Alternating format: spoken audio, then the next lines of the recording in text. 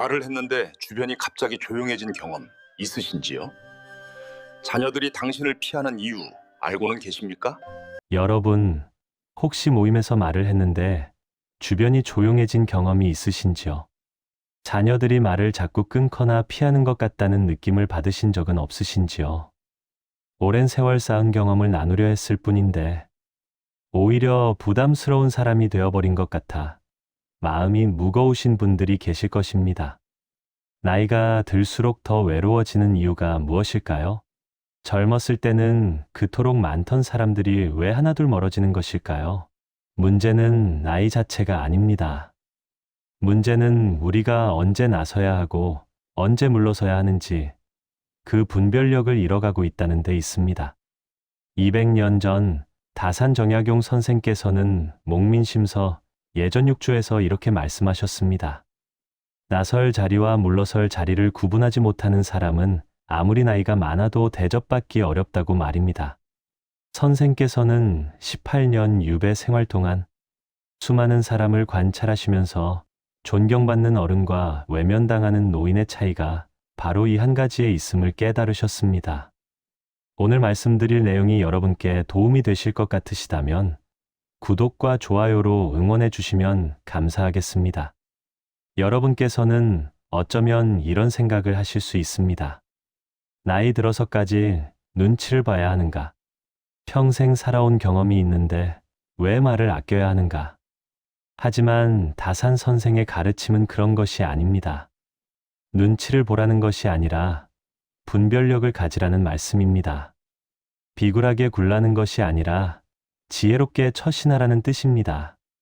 선생께서 목민심서를 집필하신 이유는 명확합니다. 백성을 다스리는 목민관이 언제 나서고 언제 물러서야 하는지 모르면 아무리 좋은 뜻을 가졌어도 백성들에게 해가 된다는 것을 아셨기 때문입니다. 이것은 비단 관리에게만 해당하는 이야기가 아닙니다. 가정에서, 사회에서 우리 모두에게 필요한 지혜입니다. 많은 분들이 착각하시는 것이 있습니다. 나이가 들면 자동으로 존경받는다고 생각하시는 것입니다. 하지만 현실은 그렇지 않습니다. 나이는 숫자일 뿐이고 진정한 존경은 우리의 처신에서 나옵니다. 선생께서는 이것을 너무나 명확하게 보셨습니다. 어떤 노인은 사람들이 찾아오고 어떤 노인은 사람들이 피합니다. 어떤 어른의 말은 귀담아 듣지만 어떤 어른의 말은 한 귀로 듣고 한 귀로 흘립니다. 그 차이가 무엇인지 다산 선생께서는 목민심서 곳곳에 그 해답을 남겨두셨습니다. 특히 예전 육조에서 선생께서 강조하신 내용은 이것입니다. 자리를 아는 것, 때를 아는 것. 이것이 바로 예의 근본이라는 것입니다. 예의란 형식적인 절차가 아닙니다. 예의란 상황을 읽고 적절하게 대응하는 능력입니다.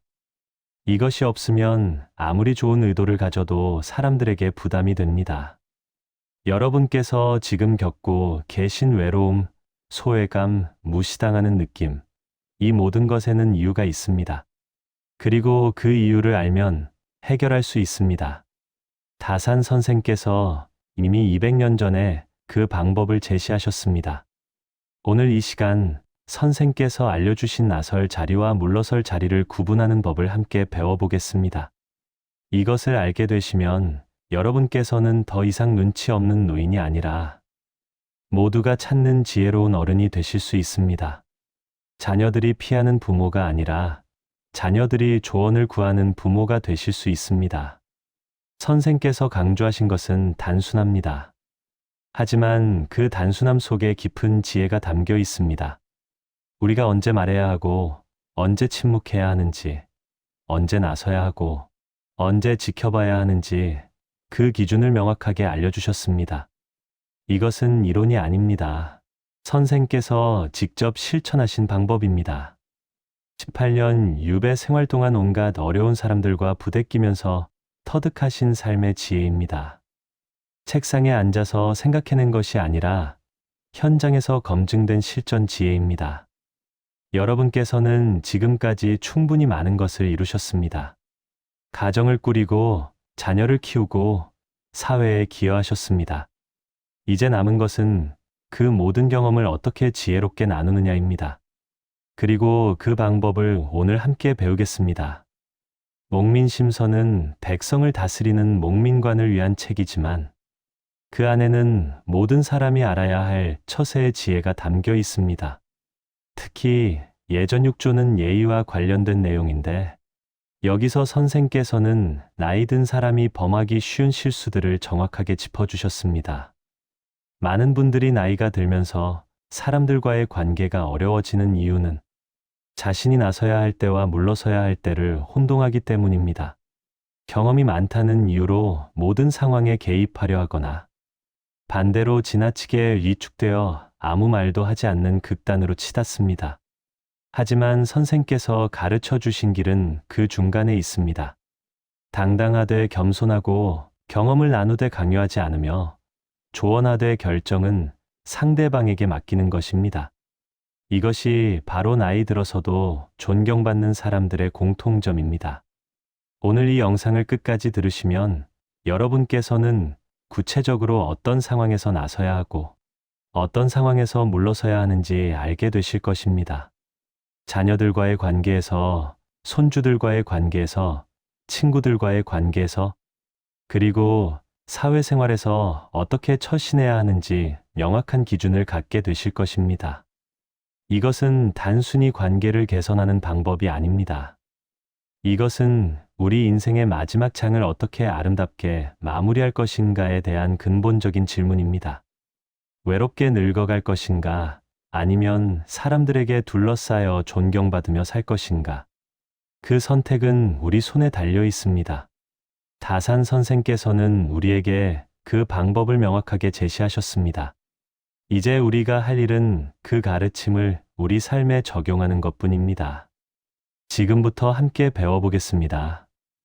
목민심서 예전 6조에서 가장 먼저 강조된 것은 바로 자리를 아는 것입니다.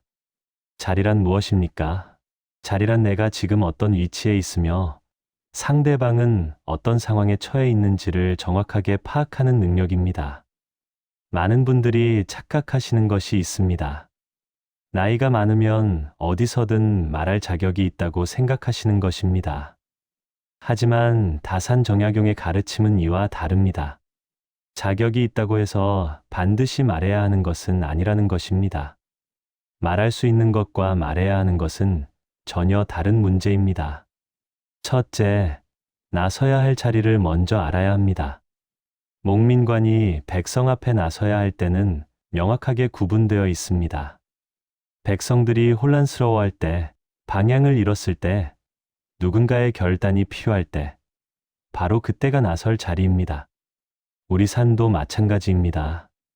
자녀가 중대한 결정을 앞두고 진정으로 조언을 구할 때, 손주가 인생의 갈림길에서 방황할 때, 친구가 어려움에 처해 도움이 절실할 때, 이때가 바로 우리가 나설 자리입니다. 이럴 때는 주저하지 말고 경험과 지혜를 나누어야 합니다. 하지만 주의하셔야 할 점이 있습니다. 나설 자리라고 해서 모든 것을 결정해 주는 것이 아닙니다. 목민심서의 가르침은 이렇습니다. 길을 보여주되 걷는 것은 본인이 하게 하라는 것입니다. 우리는 등불을 들어주는 사람이지 대신 걸어주는 사람이 아닙니다. 실제로 다산이의 아들들에게 보낸 편지를 보면 이런 지혜가 잘 드러나 있습니다. 아들이 과거 시험을 준비할 때 구체적인 공부 방법을 일일이 지시하지 않았습니다. 대신 큰 방향과 원칙을 제시하고 세부적인 실천은 아들 스스로 결정하게 했습니다. 이것이 바로 나설 자리에서의 지혜입니다. 개입하되 지배하지 않고 조언하되 강요하지 않으며 도우되 의존하게 만들지 않는 것입니다. 이렇게 할 때 우리의 조언은 무거운 짐이 아니라 고마운 선물이 됩니다. 둘째, 물러설 자리를 아는 것이 더욱 중요합니다. 목민심서에는 이런 경고가 담겨 있습니다. 관리가 모든 일에 나서면 백성들은 스스로 생각하는 능력을 잃는다는 것입니다. 지나친 간섭은 상대방의 성장을 막습니다. 우리가 물러서야 할 자리는 명확합니다. 자녀가 이미 성인이 되어 스스로 판단할 수 있을 때, 상대방이 우리의 조언을 원하지 않을 때, 우리의 개입이 오히려 상황을 복잡하게 만들 때, 바로 그때입니다. 특히 주의하셔야 할 것이 있습니다. 우리 세대의 방식이 지금 세대에게는 맞지 않을 수 있다는 점입니다. 다산도 말했습니다. 시대가 변하면 방법도 달라져야 한다고 말입니다. 우리가 젊었을 때 옳았던 것이 지금도 반드시 옳은 것은 아닙니다. 예를 들어 보겠습니다. 자녀가 직장 문제로 고민할 때 우리는 평생 직장 개념으로 조언하고 싶어집니다. 하지만 지금은 이직이 일반적인 시대입니다. 우리의 경험을 강요하면 자녀는 부담을 느낍니다. 이럴 때는 물러서서 들어주는 것만으로도 충분합니다. 다산이 강조한 또 다른 물러설 자리가 있습니다. 바로 일상적인 자잘한 일들입니다.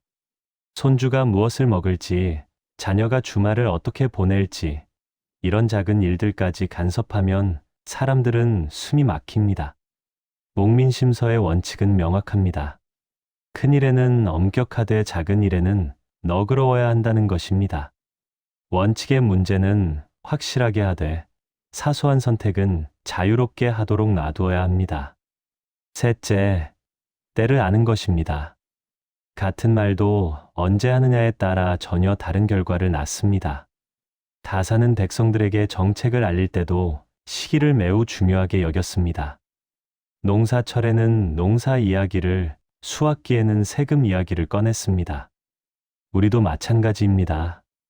자녀가 바쁠 때 긴 이야기를 꺼내면 부담이 됩니다. 상대방이 힘들어할 때 잔소리를 하면 관계만 상합니다. 반대로 상대방이 마음의 여유가 있을 때, 편안한 분위기일 때, 그때 조용히 한마디 건네면 깊이 새겨집니다. 다산이 아들에게 편지를 쓸 때도 이런 지혜가 드러납니다. 아들이 시험에 떨어졌을 때는 위로의 말을 먼저 하고 한참 후에 앞으로의 방향을 제시했습니다.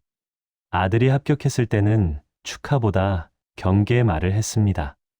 상황에 맞는 말을 적절한 때에 한 것입니다. 때를 안다는 것은 또한 침묵할 때를 아는 것입니다.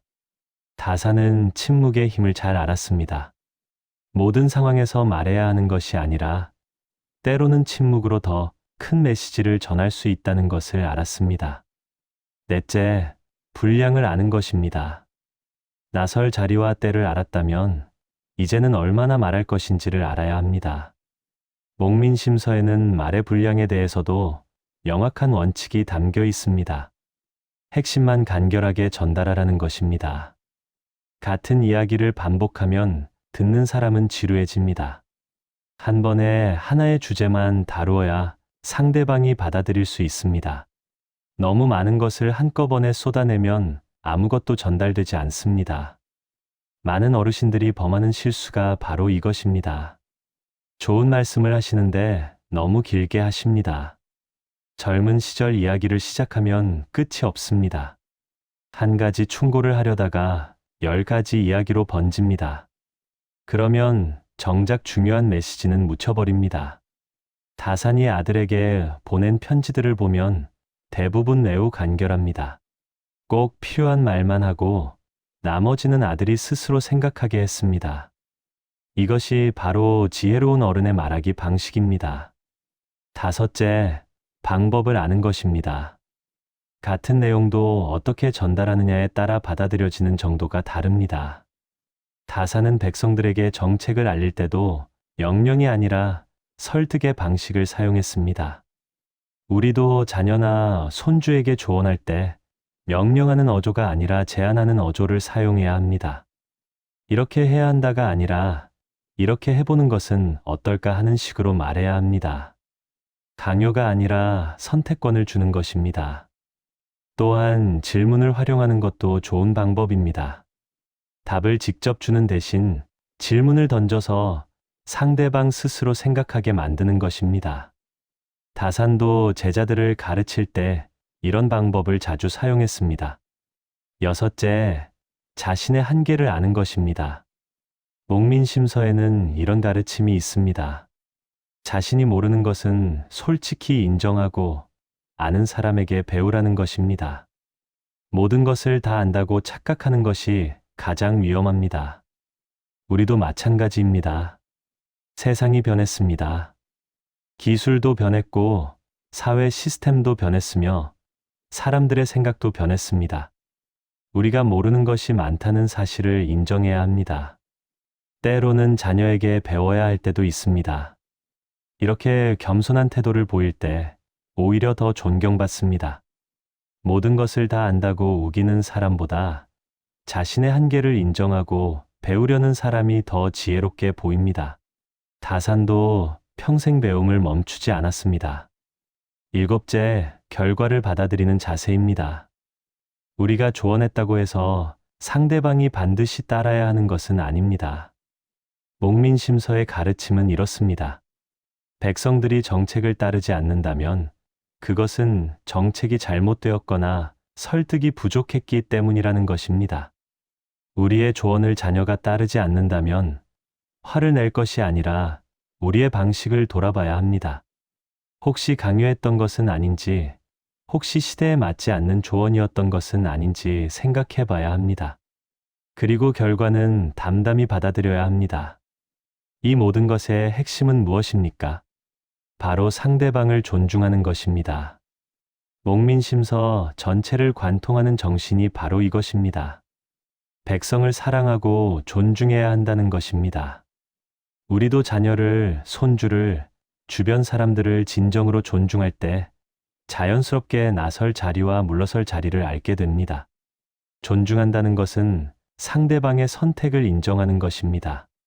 상대방의 속도를 인정하는 것입니다.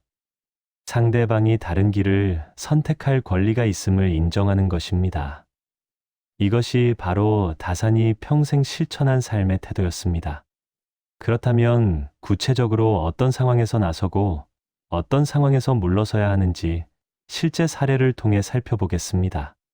다산은 목민심서에서 수많은 실제 사례를 들어 이 원칙을 설명했습니다. 우리 삶에도 그대로 적용할 수 있는 지혜입니다. 먼저 자녀와의 관계에서 나설 자리와 물러설 자리를 구분해 보겠습니다. 자녀가 결혼을 앞두고 있다고 가정해 보십시오. 이때 우리가 나서야 할 부분은 무엇입니까? 혼인의 의미, 책임의 무게, 가정을 꾸린다는 것의 진정한 가치, 이런 근본적인 이야기는 우리가 해줄 수 있는 귀한 조언입니다. 하지만 물러서야 할 부분도 명확합니다. 배우자를 선택하는 것, 결혼식 형태를 정하는 것, 신혼집을 어디에 마련할 것인지, 이런 구체적인 결정은 당사자들의 몫입니다. 우리 세대의 기준을 강요하면 갈등만 생깁니다. 다산이 아들의 혼인을 준비할 때도 이런 원칙을 지켰습니다.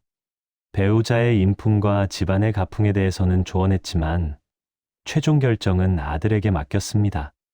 이것이 바로 나설 자리와 물러설 자리를 구분하는 지혜입니다. 손주를 대하는 태도도 마찬가지입니다. 손주가 공부 방법을 물어온다면 우리는 집중력의 중요성, 꾸준함의 가치, 기초를 탄탄히 하는 법 등 근본적인 원칙을 알려줄 수 있습니다. 이것은 시대가 변해도 변하지 않는 진리이기 때문입니다. 하지만 어떤 학원을 다녀야 하는지, 어떤 과목을 집중해야 하는지, 이런 구체적인 선택은 손주와 그 부모가 결정할 일입니다. 우리 시대에는 없던 교육 방식들이 지금은 많습니다. 우리가 모르는 것을 강요하면 안 됩니다. 다산은 손주들에게도 같은 방식으로 대했습니다. 학문의 목적과 방향은 제시했지만 구체적인 공부 방법은 그들이 시대에 맞게 선택하도록 했습니다.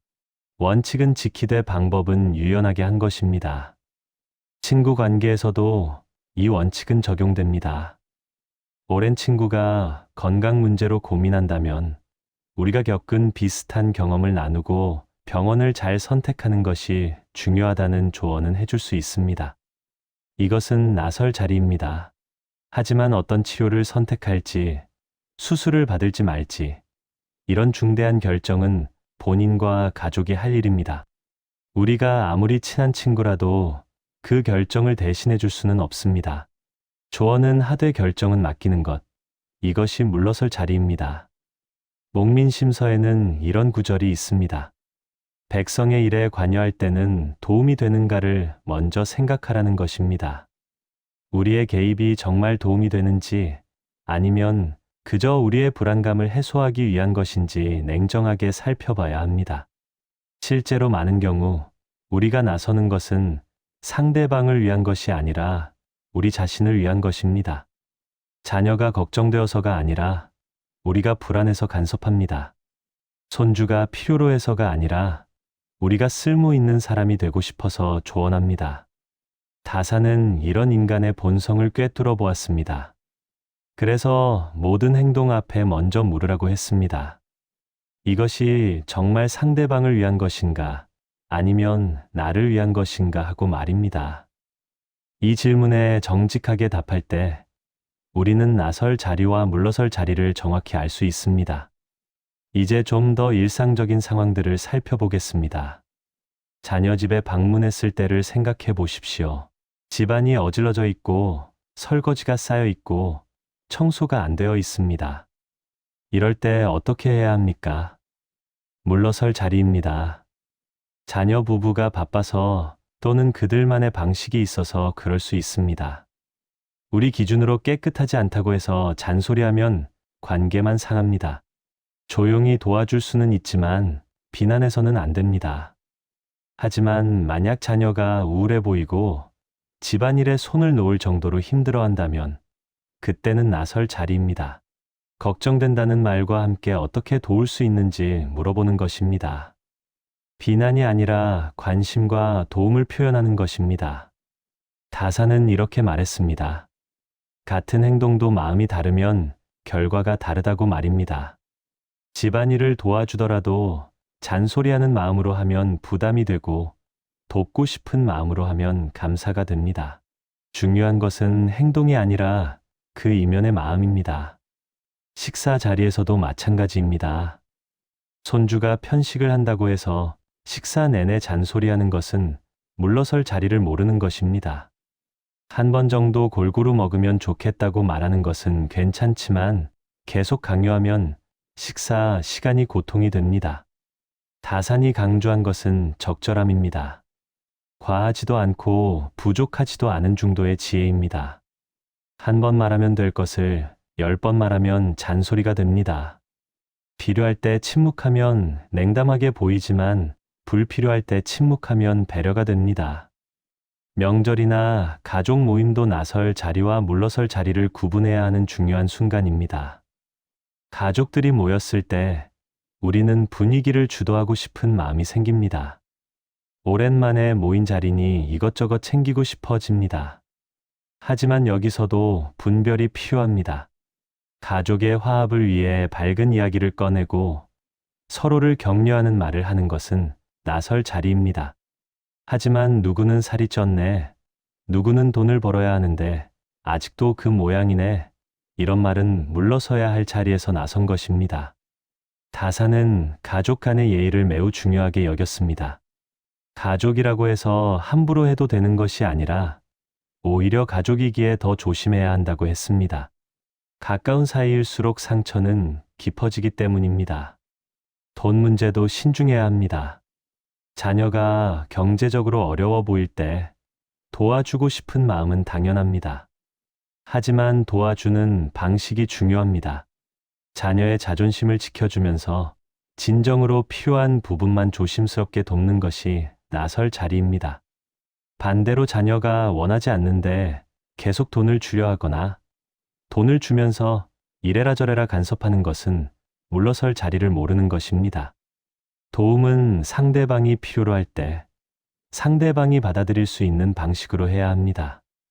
목민심서에는 베푸는 방법에 대한 가르침도 있습니다. 은혜를 베풀되 티를 내지 말고 도움을 주되 상대방의 자존심을 지켜주라는 것입니다. 이것이 바로 진정한 베풀매 자세입니다. 자녀의 부부관계에도 경계가 필요합니다. 아무리 우리 자녀라도 부부 사이의 일은 그들만의 영역입니다. 자녀가 배우자에 대해 불평을 할 때 무조건 우리 자녀 편을 들어서는 안 됩니다. 이것은 명확히 물러설 자리입니다. 대신 우리가 할 수 있는 것은 객관적인 조언입니다. 부부 사이의 갈등은 누구에게나 있는 것이며 서로를 이해하려는 노력이 필요하다는 원칙적인 이야기를 해줄 수 있습니다. 구체적인 판단은 그들이 하도록 해야 합니다. 다산도 자녀들의 가정사에는 깊이 개입하지 않았습니다. 큰 원칙과 방향만 제시하고 구체적인 일은 그들이 풀어가도록 했습니다. 이것이 바로 지혜로운 부모의 태도입니다. 이 모든 상황을 관통하는 핵심은 무엇입니까? 바로 경계를 아는 것입니다. 내 영역과 상대방의 영역을 구분하는 것입니다. 내가 책임져야 할 부분과 상대방이 책임져야 할 부분을 나누는 것입니다. 다산은 말했습니다. 경계를 지키는 것이 바로 예의 시작이라고 말입니다. 아무리 가까운 사이라도, 아무리 좋은 의도라도 경계를 넘으면 관계가 무너집니다. 이것을 아는 것이 바로 나이 들어서도 존경받는 사람의 자질입니다. 여러분, 지금까지 다산 정약용이 목민심서 예전 6조에서 가르쳐준 나설 자리와 물러설 자리를 구분하는 지혜를 함께 살펴보았습니다. 이제 이 모든 가르침을 우리 삶에 어떻게 적용할 것인지 정리해 보겠습니다. 가장 먼저 해야 할 일은 자기 자신을 돌아보는 것입니다. 지금까지 우리는 나설 자리와 물러설 자리를 제대로 구분해 왔습니까? 혹시 나서야 할 때 침묵하고 물러서야 할 때 나서지는 않았습니까? 이 질문에 정직하게 답하는 것이 변화의 시작입니다. 다산은 평생 자기 반성을 게을리하지 않았습니다. 매일 저녁 그날 하루를 돌아보며 잘못한 것은 없는지, 더 나은 방법은 없었는지 생각했습니다. 이런 성찰이 있었기에 18년 유배 생활 속에서도 끊임없이 성장할 수 있었습니다. 우리도 오늘부터 시작할 수 있습니다. 하루를 마무리하며 오늘 나는 어디서 나섰고 어디서 물러섰는지 생각해 보는 것입니다. 자녀와의 대화에서, 손주와의 시간에서, 친구와의 만남에서 내가 적절하게 처신했는지 돌아보는 것입니다. 처음에는 어색하고 어려울 수 있습니다. 평생 해오던 방식을 바꾸는 것이 쉬운 일은 아닙니다. 하지만 다산은 말했습니다. 늦었다고 생각할 때가 가장 빠른 때라고 말입니다. 지금 이 순간부터 시작하면 됩니다. 구체적으로 어떻게 실천할 수 있을까요? 첫째, 말하기 전에 한 번 더 생각하는 습관을 들이십시오. 지금 내가 하려는 이 말이 정말 필요한 말인지, 상대방이 듣고 싶어 하는 말인지, 도움이 되는 말인지 먼저 생각해 보는 것입니다. 목민심서에는 이런 가르침이 있습니다. 말은 한 번 나가면 주워 담을 수 없으니 입을 열기 전에 3번 생각하라는 것입니다. 특히 나이가 들수록 우리의 말은 무게가 있습니다. 그만큼 신중해야 합니다. 둘째, 상대방의 반응을 주의 깊게 살피십시오.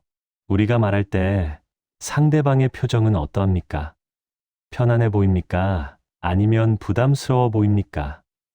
우리말에 고개를 끄덕이는지 아니면 시선을 피하는지 관찰해야 합니다. 다사는 사람을 대할 때 항상 상대방의 마음을 읽으려 했습니다. 말로 표현하지 않아도 표정과 태도에서 진심을 알 수 있다고 했습니다.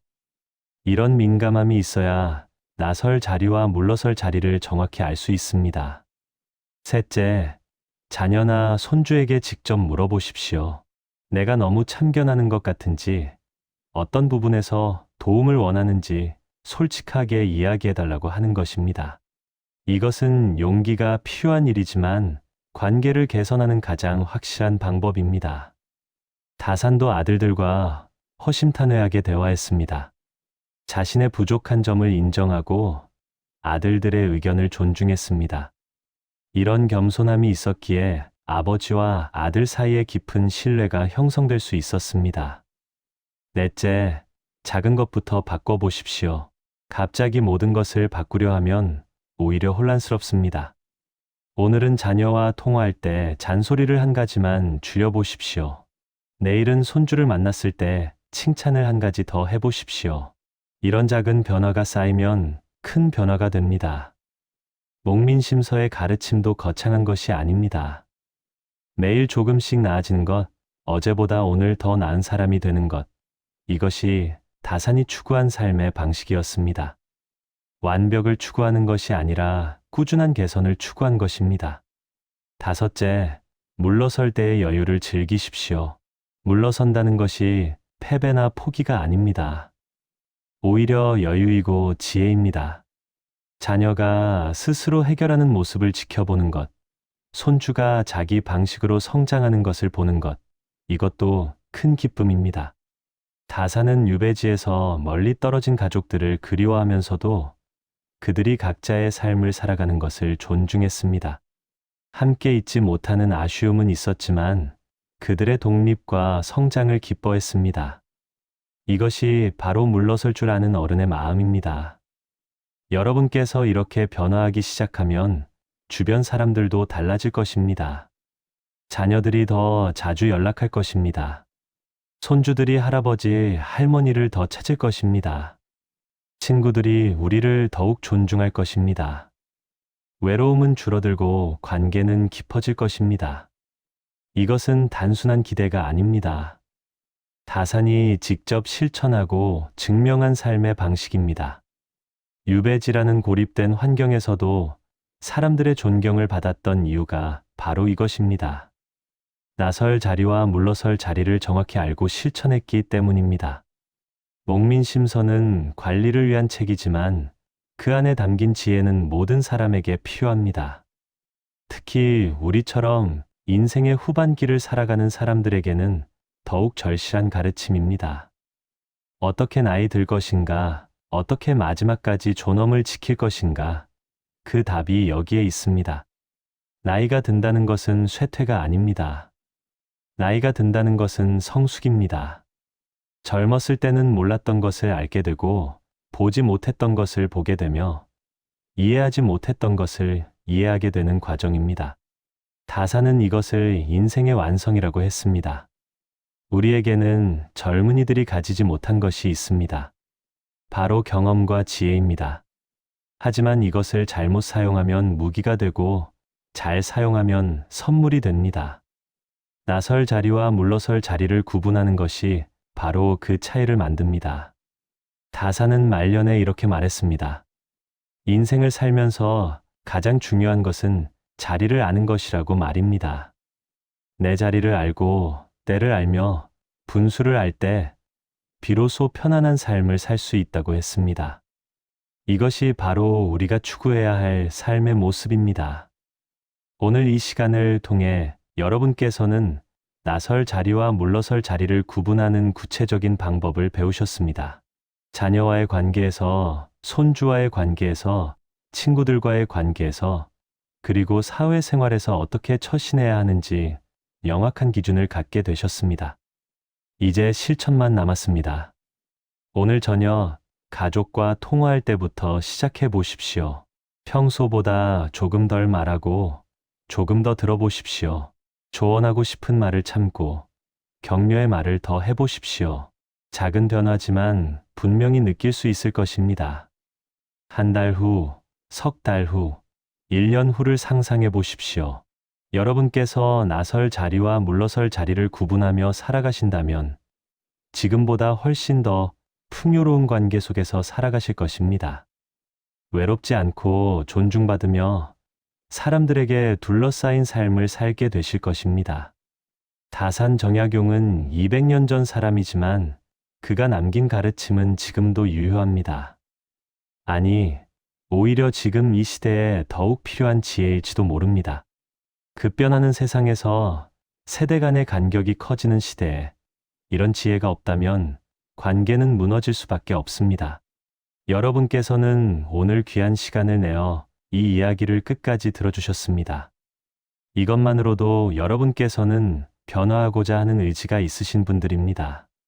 그 의지를 실천으로 옮기신다면 반드시 더 나은 삶을 살 수 있습니다. 목민심서의 마지막 구절은 이렇습니다. 백성을 사랑하는 마음으로 하루하루를 살아간다면 언젠가는 모두가 그 진심을 알아볼 것이라는 내용입니다. 우리도 마찬가지입니다. 주변 사람들을 진심으로 존중하고 사랑하는 마음으로 처신한다면 그 진심은 반드시 전해집니다. 나설 자리와 물러설 자리를 구분하는 것, 이것은 단순한 처세술이 아닙니다. 이것은 사람을 사랑하는 방법입니다. 진정으로 상대방을 존중하고 아낄 때 자연스럽게 나설 때와 물러설 때를 알게 됩니다. 기술이 아니라 마음의 문제인 것입니다. 여러분, 오늘부터 시작하십시오. 눈치 없는 노인이 아니라 지혜로운 어른으로 살아가십시오. 외면당하는 사람이 아니라 존경받는 사람으로 남은 인생을 채워가십시오. 다산이 보여준 그 길을 우리도 함께 걸어갈 수 있습니다. 오늘 말씀드린 내용이 여러분의 삶에 작은 변화라도 가져올 수 있기를 진심으로 바랍니다. 구독과 좋아요는 이런 내용을 더 많은 분들과 나누는데 큰 힘이 됩니다. 여러분의 응원이 더 좋은 내용을 만드는 원동력입니다. 다산 정약용의 지혜는 무궁무진합니다. 앞으로도 우리 삶에 필요한 여러 가지 가르침을 함께 나누겠습니다. 다음 시간에도 귀한 시간 내어주시기 바랍니다. 감사합니다.